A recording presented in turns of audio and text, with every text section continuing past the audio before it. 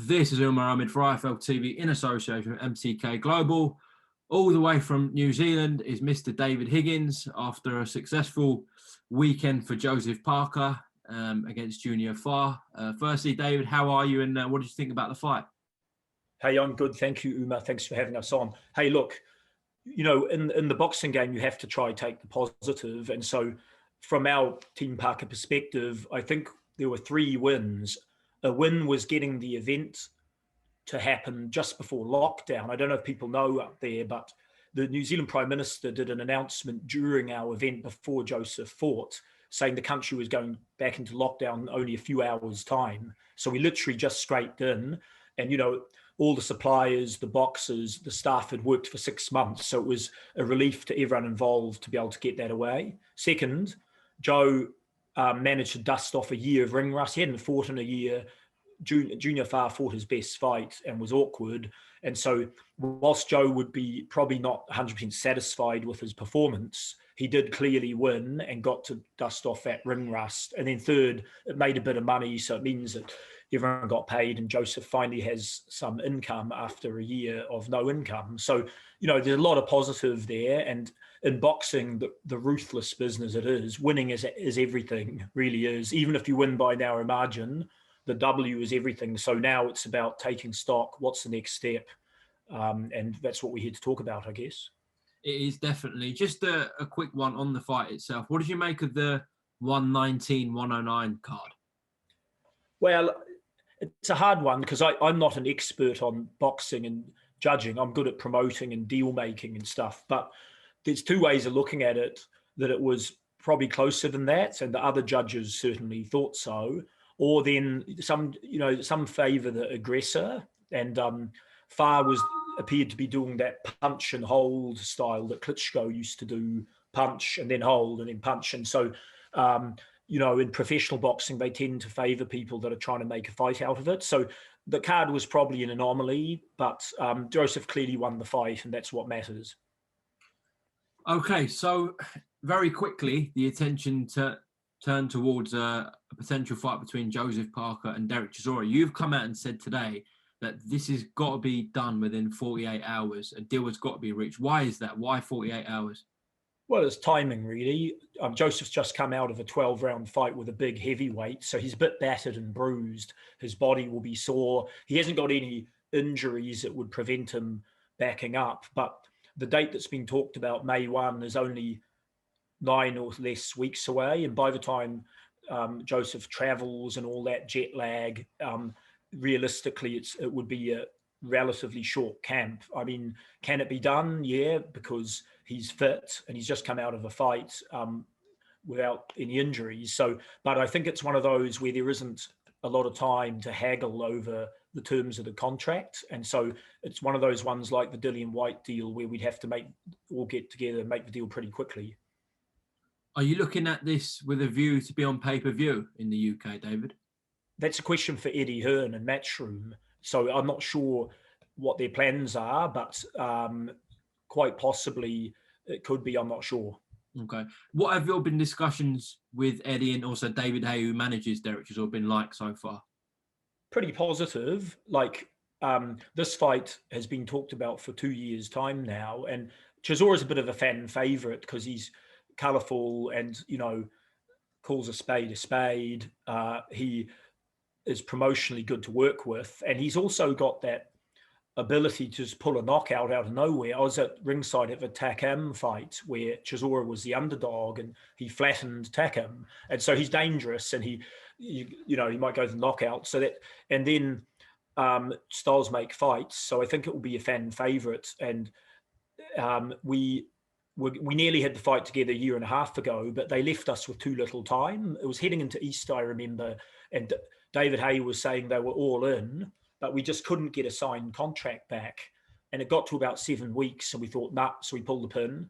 Then it got made later, and it was contracted up. And that's one thing that makes this easier. The contract's terms are kind of already sitting there. And on that one, Joseph got bitten by a spider in 3 weeks out, and the doctors said, you've got no energy, you're as sick as a dog, you need to go home. So unfortunately, it fell over then. We were still keen to fight, but then Chisora and Haye went for Usyk instead. And now it seems to be potentially on again. I think it's one that needs to happen and would be exciting. And, I guess it polarizes. Like half the fans think Chisora will knock him out, and then half think Parker's got too much class. And so it's an interesting one. Well, it's 10:15 on a Wednesday night here in the UK. So are you saying the cut-off point is before this weekend, David?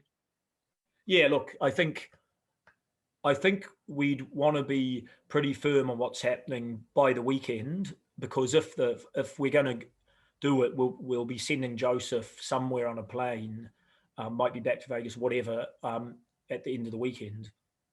Okay. You said maybe. I mean, he normally does his camp in Vegas. Is that where he'll do it?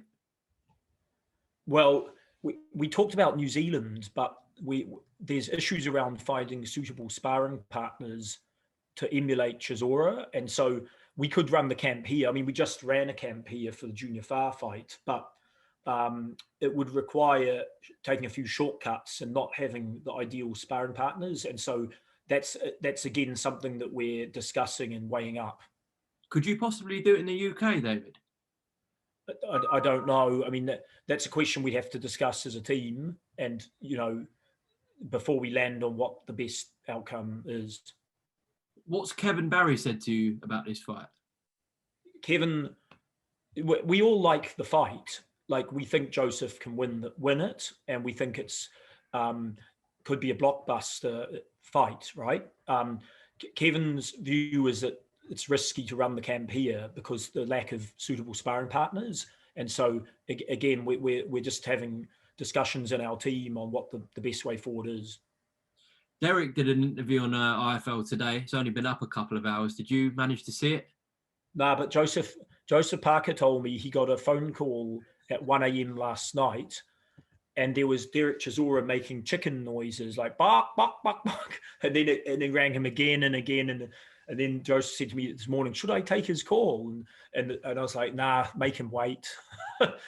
Eventually we'll have a chat." But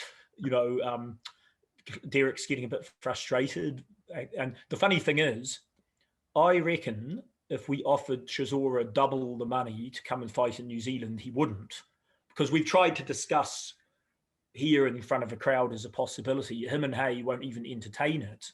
So it's ironic they're calling Joseph a chicken when Joseph will go into enemy territory repeatedly with judging fuck-ups and refereeing. He hasn't had really a good run in the UK in terms of officiating and the border control. And so it's hardly a chicken, really. I think it's more the other way around. Okay. I mean, just hypothetically, if it was in New Zealand, isn't it in a lockdown anyways at the moment? So could we get that fight on? So over the past year and a half, New Zealand's been at level 1, no COVID the majority of the time.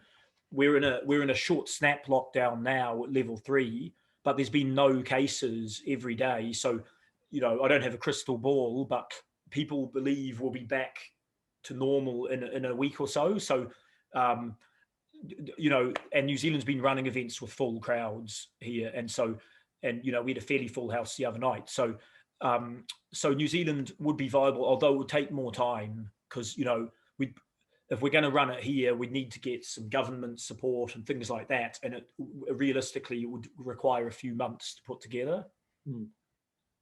Are they far away from the correct offer for you to come to London? Yeah, we've already got a contract, and we're just discussing what's fair under the circumstances. I think if they ran it in London, it would have to be with no crowd or minimal crowd, and we're pretty fair and reasonable. So the contract's agreed, but we're just discussing what's appropriate under circumstances. And the Matchroom are good people. I think the world of boxing's lucky to have Matchroom at the moment because, not many organizations can withstand this pandemic, and they're still putting shows on, and they're still paying boxers, managers, trainers, etc. And so, thank goodness Matchroom exists at the moment for the sake of the sport. You haven't got any calls from Derek Chisora, have you? I haven't, not yet. Okay, well, listen, David, it's always good to get a word on IFL with yourself. I'm sure this fight will get made, so we look forward to you guys coming over to London and getting this fight on. So, yeah, appreciate the time, and we'll speak soon, all right? Take care. Yeah, thank you. It'd be good to be back in the UK sometime soon. Appreciate your interest. Cheers. Thank you, David. Thanks.